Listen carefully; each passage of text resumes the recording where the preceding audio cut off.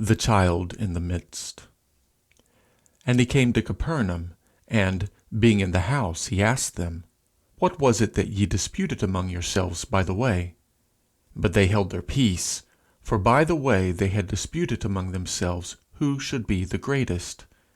And he sat down, and called the 12, and saith unto them, If any man desire to be first, the same shall be last of all, and servant of all. And he took a child, and set him in the midst of them. And when he had taken him in his arms, he said unto them, Whosoever shall receive one of such children in my name, receiveth me.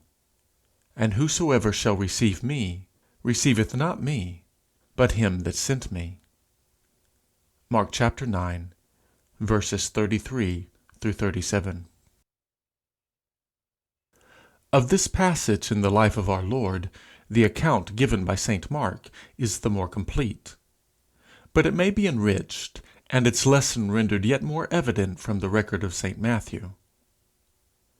Verily I say unto you, except ye be converted, and become as little children, ye shall not enter into the kingdom of heaven.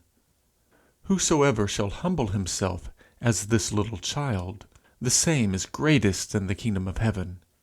And whoso shall receive one such little child in my name, receiveth me. But whoso shall offend one of these little ones that believe in me, it were better for him that a millstone were hanged about his neck, and that he were drowned in the depth of the sea. These passages record a lesson our Lord gave his disciples against ambition, against emulation. It is not for the sake of setting forth this lesson that I write about these words of our Lord, but for the sake of a truth, a revelation about God, in which his great argument reaches its height. He took a little child, possibly a child of St. Peter, for St. Mark says the incident fell at Capernaum, and in the house. A child, therefore, with some of the characteristics of Peter, whose very faults were those of a childish nature. We might expect the child of such a father to possess the childlike countenance and bearing essential to the conveyance of the lesson which I now desire to set forth as contained in the passage. For it must be confessed that there are children who are not childlike. One of the saddest and not least common sights in the world is the face of a child whose mind is so brimful of worldly wisdom that the human childishness has vanished from it, as well as the divine childlikeness. For the childlike is the divine, and the very word marshals me the way that I was going. But I must delay my assent to the final argument in order to remove a possible difficulty, which, in turning us towards one of the grandest truths, turns us away from the truth which the Lord had in view here. The difficulty is this: is it like the Son of Man to pick out the beautiful child and leave the common child unnoticed? What thank would he have in that? Do not even the publicans as much as that? And do not our hearts revolt against the thought of it?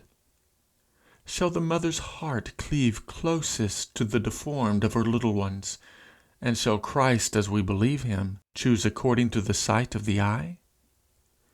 Would he turn away from the child born in sin and taught iniquity, on whose pinched face hunger and courage and love of praise have combined to stamp the cunning of avaricious age, and take to his arms the child of honest parents, such as Peter and his wife, who could not help looking more good than the other? That were not he that came to seek and to save that which was lost. Let the man who loves his brother say which, in his highest moments of love to God, which, when he is nearest to that ideal humanity whereby a man shall be a hiding place from the wind, he would clasp to his bosom of refuge. Would it not be the evil-faced child, because he needed it most? Yes, in God's name, yes. For is not that the divine way? Who that has read of the lost sheep, or the found prodigal, even if he had no spirit bearing witness with his spirit, will dare to say that it is not the divine way. Often, no doubt, it will appear otherwise, for the childlike child is easier to save than the other, and may come first. But the rejoicing in heaven is greatest over the sheep that has wandered the farthest, perhaps was born on the wild hillside, and not in the fold at all. For such a prodigal, the elder brother in heaven prays thus: Lord, think about my poor brother more than about me. For I know thee, and am at rest in thee. I am with thee always. Why then do I think it necessary to say that this child was probably Peter's child, and certainly a child that looked childlike, because it was childlike?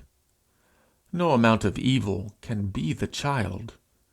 No amount of evil, not to say in the face, but in the habits, or even in the heart of the child, can make it cease to be a child, can annihilate the divine idea of childhood which moved in the heart of God when he made that child after his own image.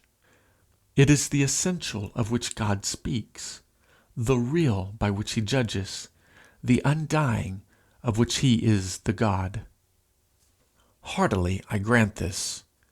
And if the object of our Lord in taking the child in his arms had been to teach love to our neighbor, love to humanity, the ugliest child he could have found would perhaps have served his purpose best.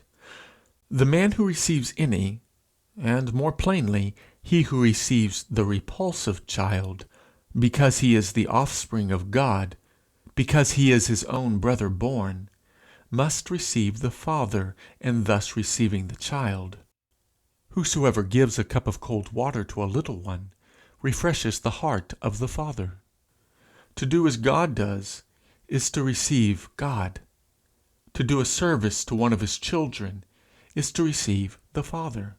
Hence, any human being, especially if wretched and woebegone and outcast, would do as well as a child for the purpose of setting forth this love of God to the human being. Therefore, something more is probably intended here. The lesson will be found to lie, not in the humanity, but in the childhood of the child.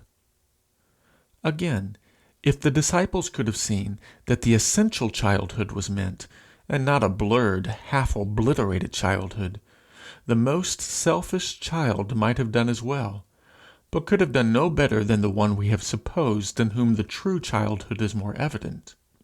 But when the child was employed as a manifestation, utterance, and sign of the truth that lay in his childhood, in order that the eyes as well as the ears should be channels to the heart, it was essential, not that the child should be beautiful, but that the child should be childlike, that those qualities which wake in our hearts at sight the love peculiarly belonging to the childhood, which is, indeed, but the perception of childhood, should at least glimmer out upon the face of the chosen type.